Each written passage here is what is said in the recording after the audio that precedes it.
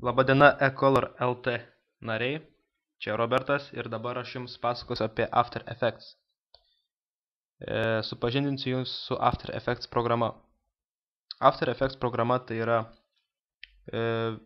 vizualių efektų kūrimas, video montavimas, 3D kompozicijos taikymas 2D kompozicijoje, aišku, animacija ir visa kita, kas susiję su vaizdo medžiagomis.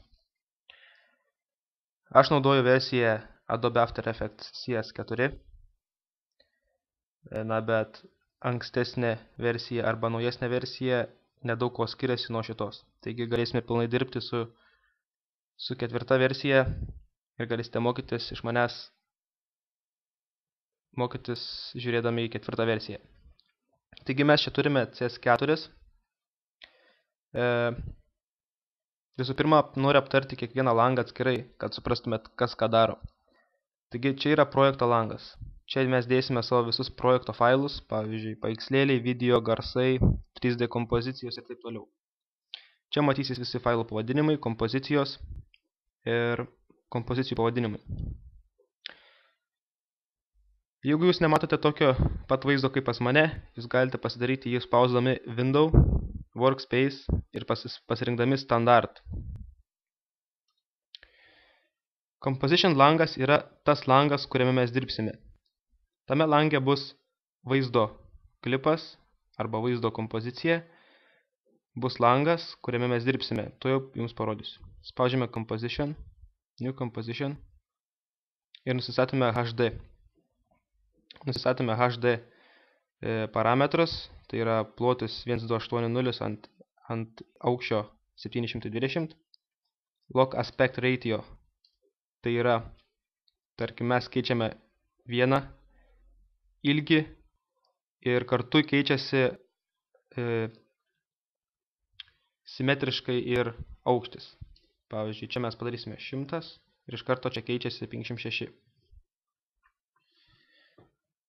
Čia mūsų standartinis kadrų per sekundę parametras, geriausia naudoti yra 30.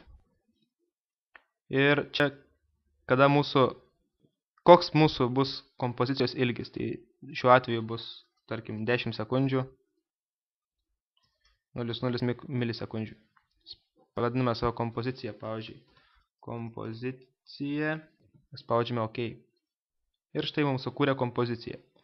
Projekto lange mes matome visą kompoziciją, visus jos parametrus, o čia matome pačią kompoziciją. Composition lange mes matome savo tą parametrą, ką tik kur sukūrėme, ir visas tas langas, kuriame mes dirbsime. Čia bus aktyvus langas, kuriame matysime visus savo objektus. Čia bus mūsų animacijos panelė. Animacijos panelėje mes dėsim kadrus, keisim jų parametrus ir taip išgaudami animaciją. Čia yra slankjuostė. Matome, kai uždėme 10 sekundžių, yra 10 sekundžių. Aišku, galime mes ją padidinti, sumažinti, padaryti kadrus per sekundę, o čia galime padaryti sekundėmis. Aišku, čia matysis mūsų kompozicijos sluoksniai, tai yra layers.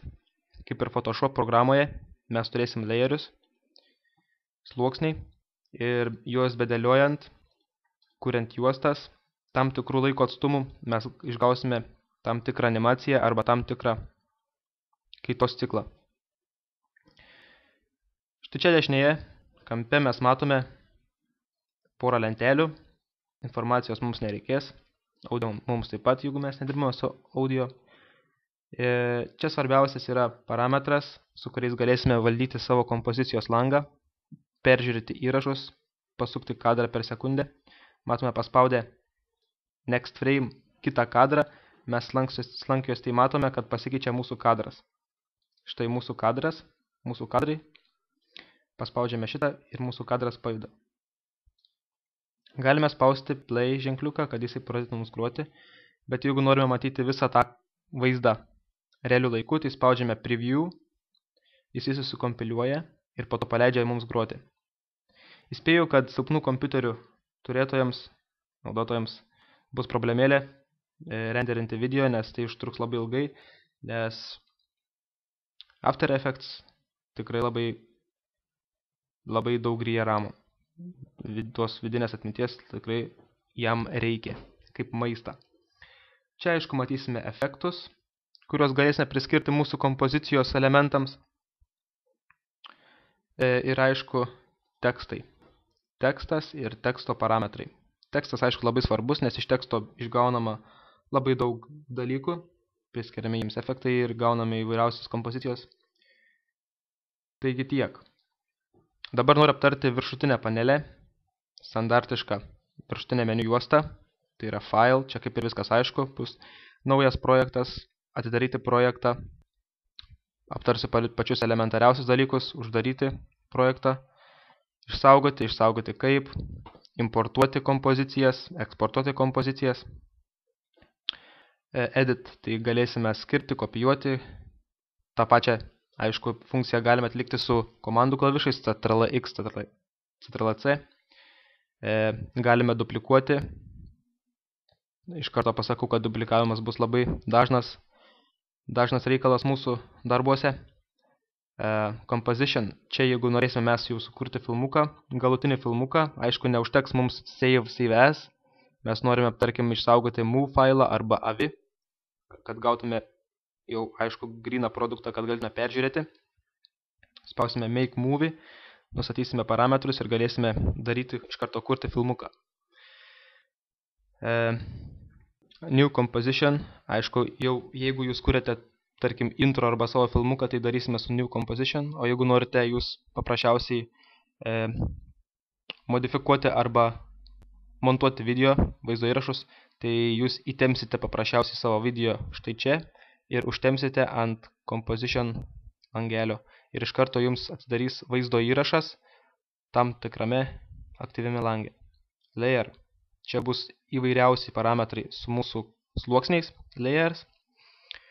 Čia aptarsime vėliau. Aišku, galime palaikyti 3D layerius, galime priskirti jiems tikrus efektus. Štai čia bus visi efektai.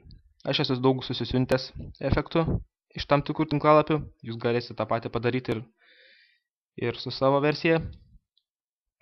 Kaip priskirti efektus mes dar vėliau mokysimės. Animation. Čia aš beveik neužsuku niekada, nes viską darau čia, animacijos panelėje. View. Čia jeigu jūs norite kokią nors įsidėti panelę, pavyzdžiui, Show Grid, tai parodo simetrinius langelius. Jeigu norime ką nors daryti simetriškai, Window. Tai čia jau toolbarai visi sudėti, visos tos panelės. Ir Workspace, aišku, kaip jums parodžiau, kad galime kurti efektų langę, galime piešimo langę, na, kaip jums patogiau, bet geriausia dirbti yra standart. Ir Help, jeigu norite ką nors susižinoti, į supportus, prašyti pagalbos ir taip toliau. Taigi, pagrindiniai dalykai yra aptarti ir laukite sekančios pamokos ir jūs mokysiu daug įdomių dalykų. Sėkmės, čia buvo Robertas iš eColor LT. Sėkmės darbuose.